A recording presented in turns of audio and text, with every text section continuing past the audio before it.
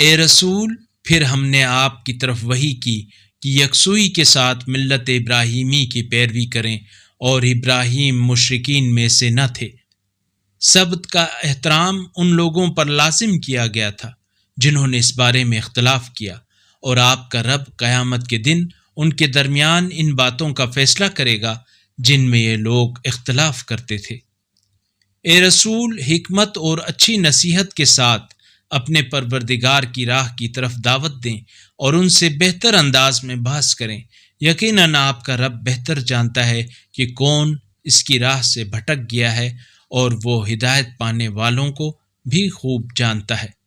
اور اگر تم بدلہ لینا چاہو تو اسی قدر بدلہ لو جس قدر تمہارے ساتھ زیادتی ہوئی ہے، اور اگر تم نے صبر کیا تو یہ صبر کرنے والوں کے حق میں بہتر ہے۔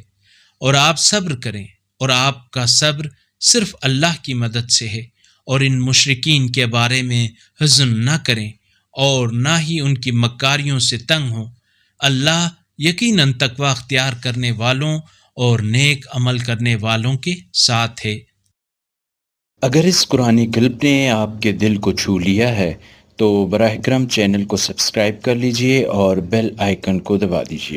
اللہ نور السماوات والارض، اللہ آسمانوں اور زمین کا نور ہے۔